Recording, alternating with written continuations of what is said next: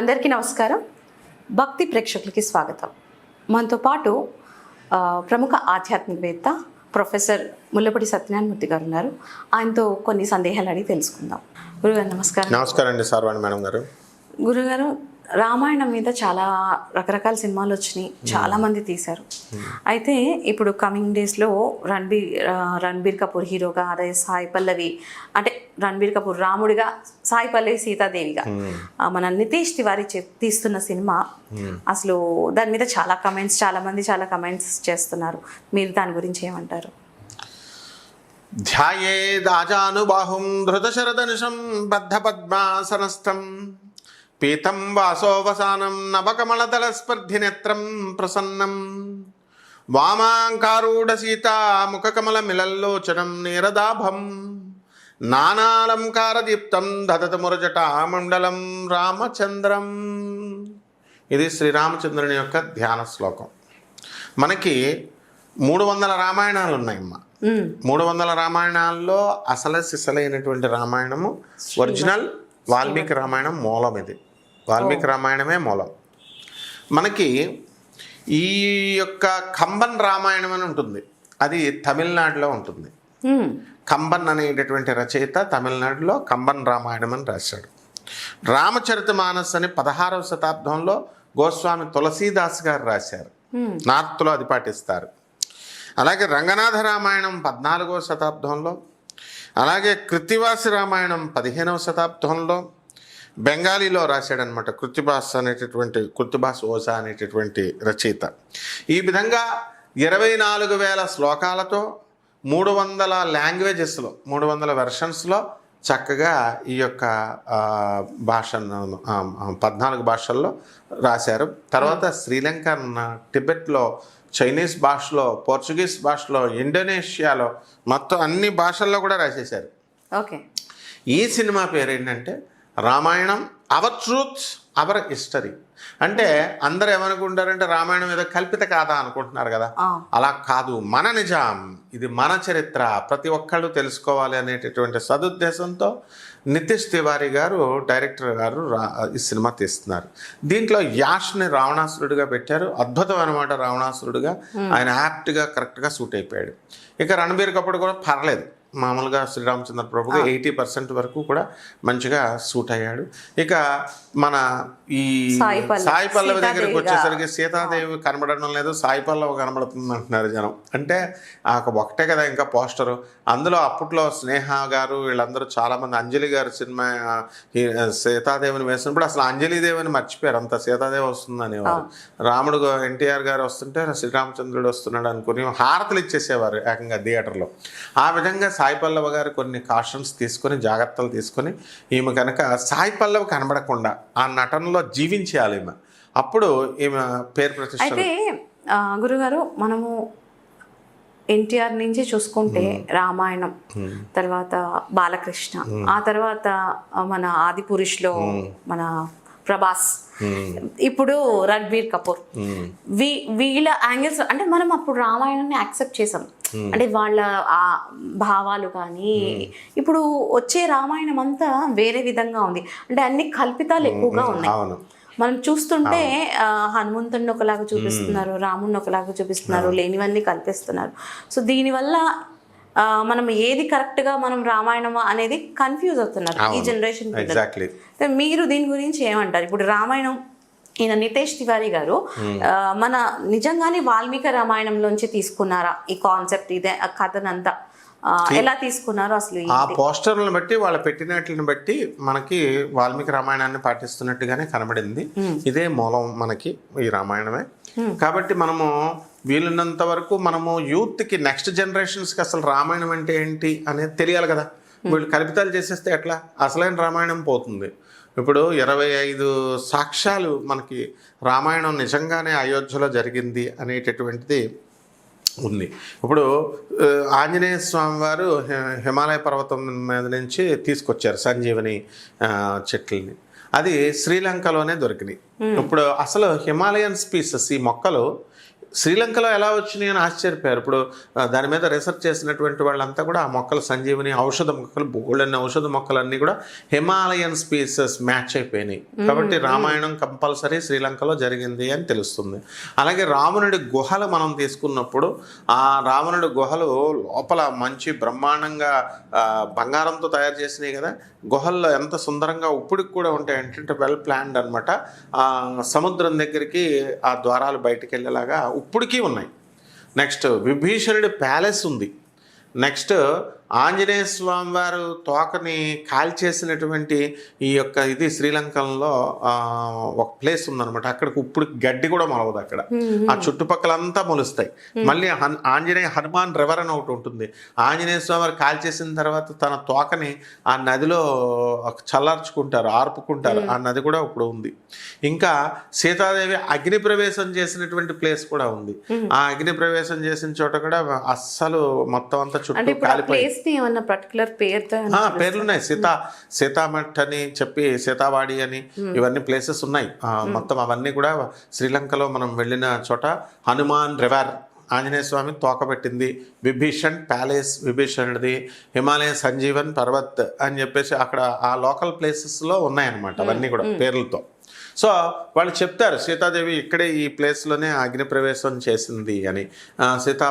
సీతాదేవి అగ్ని ప్రవేశ అని చెప్పేసి ఆ ప్లేస్ ఉందన్నమాట. అదే పేరు కూడా. సో ఆ విధంగా అక్కడ ఒక్క విచిత్రం ఏంటంటే ఇప్పుడు కూడా మొలవదు. అక్కడ కార్బన్ టెస్టులు అన్నీ చేశారు. ఇది ఎంతకాలం దాన్ని C14 టెస్టులు చేస్తే అక్కడ అడుగున అన్నీ కూడా లేయర్స్గా అంతా కూడా గతంలో ఇదంతా కూడా అగ్ని ప్రవేశం జరిగింది అని చెప్పి ప్రూవ్ అయినాయి కార్బన్ టెస్టులు అంతా కూడా. నెక్స్ట్ ఇంకా సీతాదేవి అశోకవనంలో కూర్చున్న ప్లేస్. ఓకే, సీతాదేవి ఆ చెట్టు, ఆ రాయి కూడా ఉంది. ఇప్పుడు ఆ చెట్టు క్రింద ఆ రాయి ఉంటే ఆ రాయిని కూడా టెస్ట్ చేశారు. మళ్ళీ శ్రీరామచంద్ర ప్రభు తయారు చేసిన వానర సైన్యంతో తయారు చేసినటువంటి బ్రిడ్జ్, యాడమ్ బ్రిడ్జ్, ఆ బ్రిడ్జ్ రామసేతు కూడా ఫ్లోటింగ్ ఇవి ఆ రాళ్ళు వేస్తే నీటిలో తేల్తాయి అవి. వాటిని కూడా టెస్టులు చేశారు. టెస్టులు చేస్తే లోపలంతా కూడా పుచ్చకాయలాగా అంతా గుంజలాగా మనకి పురాణంలో చెప్పినట్టుగా ప్రూఫ్స్ ఉన్నాయి. రామాయణం జరిగింది, మహాభారతం జరిగింది అనేది ప్రూఫ్స్. అలాగే రావణాసురులో ఆయన చేసినటువంటి 4 ఎయిర్డ్రోమ్లు ఉన్నాయి. ఆ ప్లేసులు ఇప్పటికి కూడా ఉంటాయి. ఆ ప్రజలంతా కూడా చూస్తారు. ఆ ప్లేసులు రన్వేస్, ఎలాగైతే ఏరోప్లేన్స్ రన్వే మనకు ఉంటాయో అలాగే ఎయిర్పోర్ట్లు 4 కట్టాడు రావణాసురుడు. 4 కూడా ఉన్నాయి, అందరూ చూస్తారు. నెక్స్ట్ ఈ విధంగా పుష్పక విమానం మీద ఎక్కడి నుంచి అక్కడికి వెళ్ళిన ల్యాండ్ అయినటువంటి ఇది సీతాదేవి యొక్క పాద ముద్రికలు మట్టితో ఉంటాయి. పాదాలు అవి ఎంత వర్షం వచ్చినా పోవు, మళ్ళా ఇప్పటికి కూడా ఉంటాయి అన్నమాట. సో ఆ విధంగా అనేకమైనటువంటి సాక్ష్యాలు ఉన్నాయి. సో ఇందులో ఏంటంటే మనకి నార్త్లో రాముడిని వచ్చేసరికి నార్త్ రాముడిగా మనకి ఇక్కడేమో వాల్మీకి రామాయణంలో చూపించారు. ఒక శోకమే ఒక శ్లోకంగా మారి వాల్మీకి తీసినటువంటి రామాయణమే వాల్మీకి రామాయణం. ఒక కొమ్మ మీద దంపతులైనటువంటి పక్షులుంటే బోయవాడిగా ఉన్నటువంటి వాల్మీకి ఒక బాణంతో ఒక పక్షిని కొడితే ఆడపక్షి పడిపోతే మగపక్షి దాంట్లో చితిలోకి శోకంతో ఏడుస్తూ అందులో పడిపోద్ది. ఆ శోకం నుంచి వాల్మీకి సరస్వతి అనుగ్రహంతో ఒక శ్లోకం రాస్తాడు. దాని నుంచి రామాయణం ప్రారంభమైంది. ఆ విధంగా శ్రీరామచంద్రుని మూర్తి యొక్క ఈ యొక్క ఘట్టాలన్నీ కూడా అందులో చూపించడం అనేటటువంటిది జరిగినాయి. కాబట్టి బయటకు వచ్చేసరికి వీళ్ళు ఏం చేయాలంటే ఏదో సినిమా తీసాము అన్నట్టు కాకుండా వాళ్ళు అరే భక్తితో పారవశ్యంతో తీశారు వీళ్ళు అన్నట్టు ఉండాలి. ఇంతకు ముందు మనము బయటకు వస్తే పాత సినిమా మనము ఆ రామచంద్రమూర్తిని అలాగే సీతాదేవిని చూసిన ఫీలింగ్ వచ్చేది. ఇప్పటికీ మనం చూసిన అదే ఫీలింగ్ లో ఉంటుంది. కానీ ఇప్పుడు ఈయన నితేష్ తివారీ తీస్తున్న సినిమా ఆ ఫీల్ వస్తుందా లేదా అనేది మనం చూడాల్సి ఉంది. అయితే తీసుకోకపోతే ఫ్లాప్ అవుతుంది. ఆది పురుషులో పెట్టారు ప్రభాస్ని, అదంతా కూడా వాళ్ళు ఇష్టం వచ్చినట్టుగా తీశారని చెప్పేసి కామెంట్స్ వచ్చినాయి. ఇప్పుడు అలాంటివి కాకుండా ఒరిజినల్ సంస్కృతి, అరే యానిమేషన్ బాగుంది, బయటకు వచ్చిన తర్వాత టెక్నిక్స్ బాగున్నాయి, వాటి గురించి మాట్లాడకుండా లోపలికి వెళితే అసలు భావం వచ్చేలా తీయాలి. అది ఎన్టీఆర్ గారు సక్సెస్ అయ్యారు. ఎన్టీఆర్ గారు సినిమా తీసిన దాంట్లో ఆయన అద్భుతంగా ఆయన అసలు అంత హారతి ఇచ్చేవారు. బాలకృష్ణ కూడా శ్రీరామరాజ్యం అనే సినిమా ద్వారా తీసిన చాలా మూవీ అద్భుతంగా కూడా చాలా బాగుంది. అవును. అలాగే ఇదిగో రాముడు, ఇది మనకి ఒరిజినల్ రామాయణంలో వేసినటువంటిది. ఇది ఒక పక్షి చనిపోతే వచ్చినటువంటిది. ఈ ఘట్టాలన్నీ కూడా ఉంటాయన్నమాట. నెక్స్ట్ రెండవ ఘట్టంలో దగ్గరికి వచ్చేసరికి ఇదిగో ఈమె సీతారాముల వారి యొక్క కళ్యాణ ఘట్టం.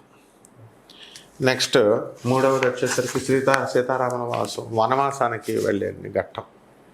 ఈ విధంగా మొత్తం రామాయణంలో భరతుడు రాజ్యాన్ని స్వీకరించమని అడిగేది. ఇలా అన్ని ఘట్టాలు కూడా చూపించడం జరుగుతుంది. అందువలన ఇక్కడ రామాయణంలో మనం మెయిన్గా చూడాల్సింది ఏంటంటే, ఈ రోజున తల్లి మాతృవాక్య పరిపాలకుడు. అక్కడ శ్రీరామచంద్ర ప్రభు తన సవతి తల్లి అయినటువంటి కైకేయి మాట విన్నాడు.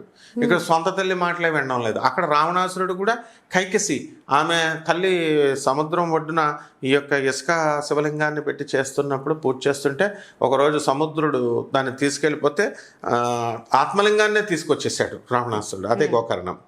అలా ఇద్దరు మాతృభక్తి పరిపాలకులే ఇద్దరు కూడా. అయితే ఇక్కడ విచిత్రం ఏమిటి, రావణాసురుడు అంటే ఆ డిఎన్ఏ, రాక్షస డిఎన్ఏ కూడా టెస్ట్ చేస్తే చనిపోయినటువంటి స్కల్స్ మనుషుల కంటే 1.5 రెట్లు ఉండడం, ఇవన్నీ కూడా ప్రూవ్ అయినాయి. కాబట్టి రావణాసురుడిని ఎలాగంటే పులస్త్య బ్రహ్మ మనవడు ఆయన. కాబట్టి ఆయన కూడా మానవుడిలాగే ఉండేవాడు. కాకపోతే ఉమనైజ్డ్ కాబట్టి, చెడ్డ లక్షణాలు ఉన్నాయి కాబట్టి, తన సోదరుడైనటువంటి కుబేరుని యొక్క కొడుకైనటువంటి నలకుబేరుడు భార్య అయినటువంటి రంభను బలాత్కరించబోతాడు, కోడల్ని.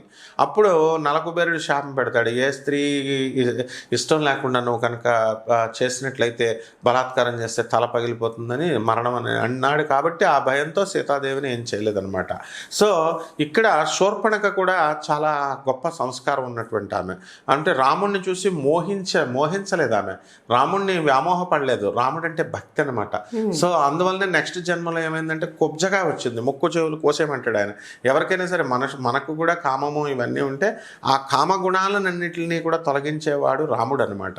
అందువలన ఆమెకు కుబ్జగా శ్రీకృష్ణ అవతారంలో ఇచ్చి ఆ కుబ్జని సుందరి అని ఏడిపిస్తాడు. అది కంసుడి కోసం తీసుకెళ్లేటటువంటి సుగంధ ద్రవ్యాలని, సెంట్లని, పువ్వుల్ని అన్నీ కంసుడు ఏం చేసుకున్నా నాకేం పర్వాలేదు, నేను చంపేస్తాడు అంటాడు కృష్ణుడు. ఆయన నాకేం పర్లేదు స్వామి, నీకు ఇచ్చేస్తానని చెప్పేసి కృష్ణుడికి ఇస్తుంది. అందువల్ల అత్యంత సుందరిగా కృష్ణ పరమాత్మ ఆమె సంస్కారాలని మార్చేస్తాడు. ఈ విధంగా ఈ యొక్క రామాయణంలో శూర్పణఖ పగబట్టి రావణాసురుడిని పతనం చేస్తుంది. ఎందువల్లంటే తన భర్తని చంపాడు కాబట్టి ఈ ఘట్టాలన్నీ చూపించాలి. అదేవిధంగా తన అన్న శ్రేయస్సును కోరి మోక్షాన్ని ఇప్పించింది. రామచంద్రుడి వారి చేతిలో మరణం అంటే మామూలు కాదు. మనల్ని చంపేన ఆయన రామ వచ్చిరా అంటే ఎవరు రారు. అలాగే శబరి, అందరూ పూజ చేస్తారు. శబరిమాత ఎంగిలి పళ్ళను ఇస్తుంటే లక్ష్మణుడికే అర్థం కాదు ఆ మాయ. ఏమిటి ఎంగిలి పళ్ళు పెడుతుంది అంటే పరమాత్మగా అని అనుకుంటాడు. కానీ భక్తి, ఇలాంటి ఘట్టాలన్నీ కూడా చూపించాలి. ఒక భక్తితో ఇచ్చిన ఎంగిలి పండ్లైనా భగవంతుడు స్వీకరిస్తారంటానికి ఇక్కడ ఒక ఉదాహరణ తీసుకోవచ్చు. రాముడు అది లోకానికి నిరూపించాడు. ఎగ్జాక్ట్లీ. మన వాళ్ళు అలా చేయట్లేదు కదా. యూట్యూబ్లో ఫస్ట్ రోజు ప్రసాదం పాయసాన్నం, రెండో రోజు ఎలా తయారు చేయాలి పులిహార, మూడో రోజు దద్దోజనం అని చూపిస్తున్నారు. ఈ ప్రసాదాలు ఏం అవసరం లేదు. ఎంగిలి పళ్ళను కూడా నివేదన. నాకు ఒక తెలిసిన ఒక ఆయన ఉన్నాడు, మేస్త్రి గారిని. ఆయన ఏం చేశాడంటే చిన్నపిల్లలందరికీ కూడా ప్రసాదాలు పెట్టారు అమ్మవారు పూజ చేస్తూ. అందులో ఎవరో చిన్నపిల్లోడు వచ్చి పాపం ఓ స్వీట్ తినేసాడు. అయ్యో బాబు ఎంత పని చేసావు, స్వీట్ తినేసావు అని చెప్పేసి మళ్ళీ వినాయకుడి పూజ, ఆ రోజు వినాయక చవితి, వినాయకుడే కదా, అప్పుడు మళ్ళీ వెళ్ళి స్వీట్లు తెప్పించి అమ్మో అనుకుంటే పర్వాలేదండి ఆయన చిన్నపిల్లోడు వినాయకుడి రూపమే అని అన్నా కూడా సాటిస్ఫై కారు. కాకుండా ఇవి తెప్పించారు. ఇవి ఏమీ అవసరం లేదు. శబరిమాత ఏ విధంగా అయితే ఎంగిలి పళ్ళని ఇస్తుందో స్వామి తీసుకుంటాడని. అలాగే ఇక్కడ నిరూపణ. అలాగే అన్నదమ్ములు అందరూ కొట్టుకుంటూ ఉంటారు, కేసులు వేసుకుంటూ ఉంటారు కోర్టుల్లో రాలేదని ఆస్తులు. కానీ రామచంద్ర ప్రభు సోదరులు అలాగా కొట్టుకోకుండా తన రాజ్యాన్నే త్యాగం చేసేసాడు. భరతుడికి తీసుకుపో అంటే ఆయన కూడా అన్నదమ్ములు ఎంత గొప్పవాడు, సంస్కారం. ఆయన చెప్పులు తీసుకెళ్ళి ఆ శ్రీరామచంద్ర ప్రభు యొక్క సింహాసనం మీద పెడతాడు అయోధ్యలో. ఆయన చెప్పులే పరిపాలించినాయి.